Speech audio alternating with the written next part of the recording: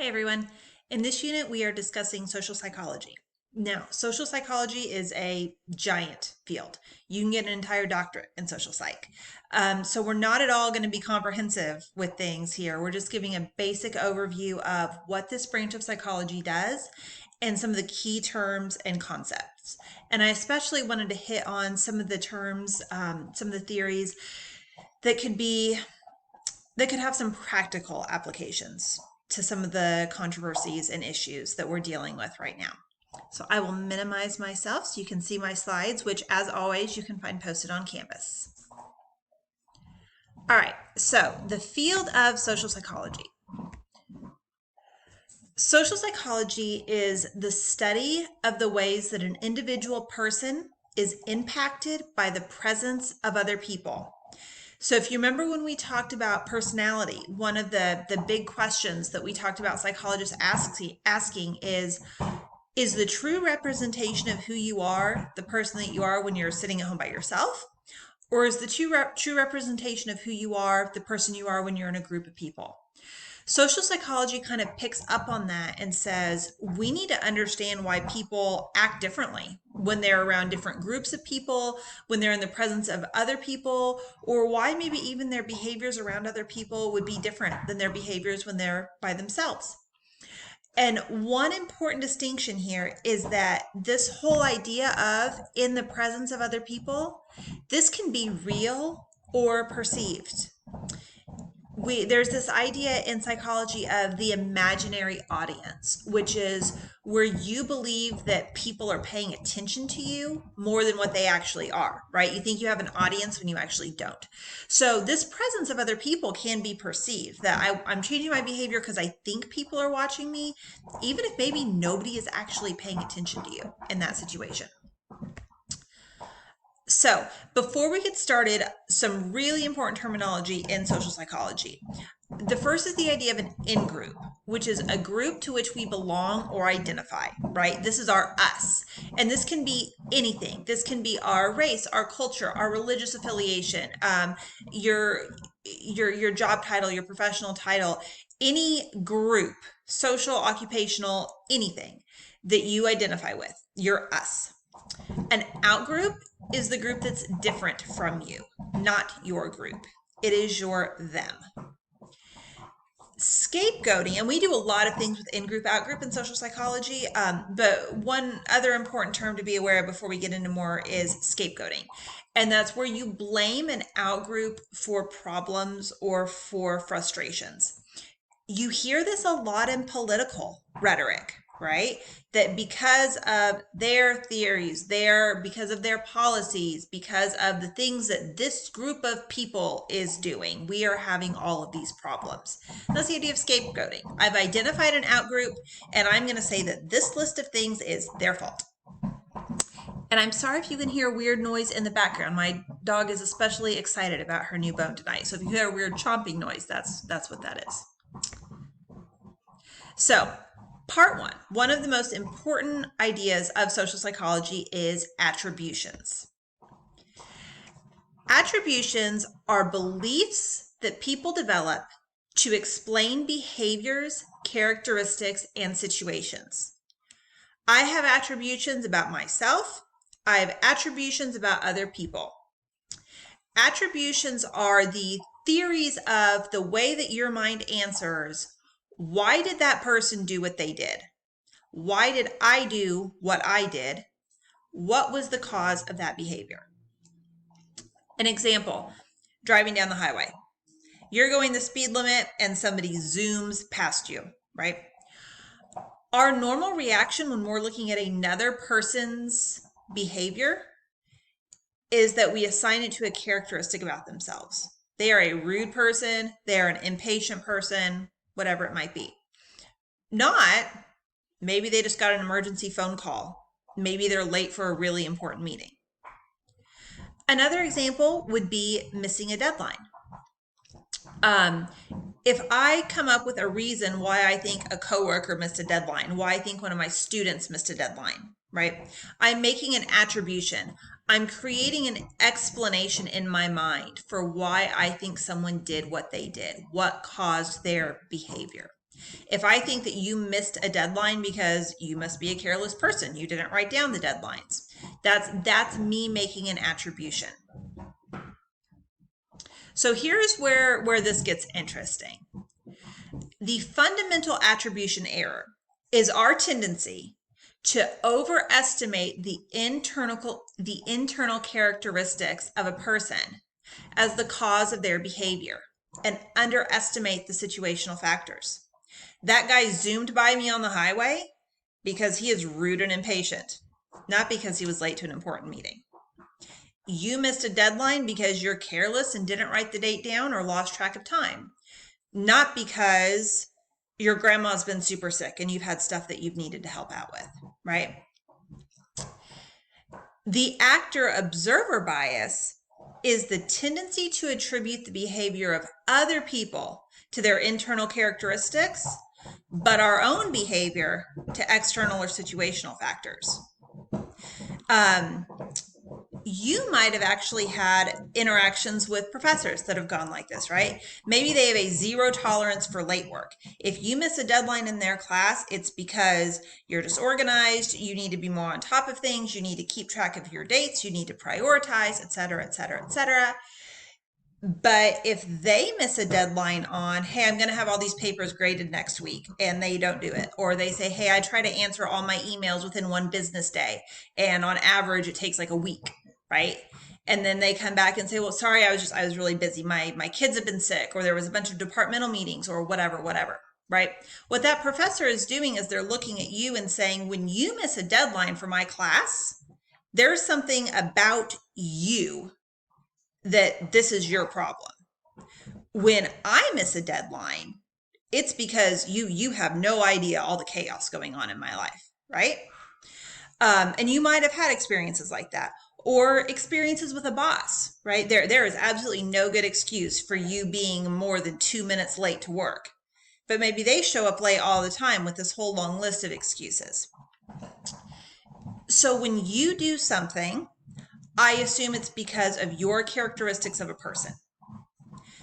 As a person, if I do that exact same thing, I am real quick to list all the external reasons why it's not actually my fault. That's actually not a reflection of who I am. Okay, so that is the actor-observer bias.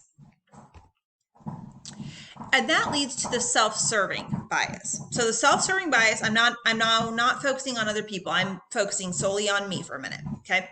The self-serving bias is if I do something good, I'm attributing it to my internal characteristics. If I fail at something, I'm attributing it to something external or situational, right? I did really great on that one test. Well, that's because I studied really hard. I've paid attention in the class. I've taken good notes. I know the material. I failed that test. That's because it was totally unfair. There was stuff on that test I had no idea was going to be on that test. They were unfair questions, and that professor is just a really difficult person. Okay? My fault versus not my fault. I got this one promotion that I applied for. Well, it's because I made sure that I was a really good candidate. I had all my ducks in a row. I've always performed well. I'm never late to work, right? I absolutely deserved that promotion. I didn't get the next one that I applied for. Well, it's because the new boss tends to be discriminatory, or they have unfair hiring practices, or this person is the brother of their best friend, or et cetera, et cetera, et cetera. So when something positive happens to me, it's because of an internal characteristic. When something negative happens, it's because of an external or situational factor. Now, I said I'm ignoring other people for a minute and talking just about myself. This also applies to those who we consider ourselves to have an affiliation, like a sports team, right? If you're rooting for a specific sport at the Super Bowl or the World Series and they win, why did they win? Well, because they were the best team. They deserved to win. They played hard. If they lost, why did they lose? Unfair refs, bad calls, those types of things. You could say the same thing with politicians, right? The person that you like wins. It's because why? Well, they have the best policies. They express themselves the best, on and on and on. If they lose, why is it? smear tactics and conspiracy and on and on and on. So it applies to how we interpret behaviors for ourselves. It also applies to how we interpret things for those whom we consider ourselves to have an affiliation, particularly if it's an emotionally charged affiliation.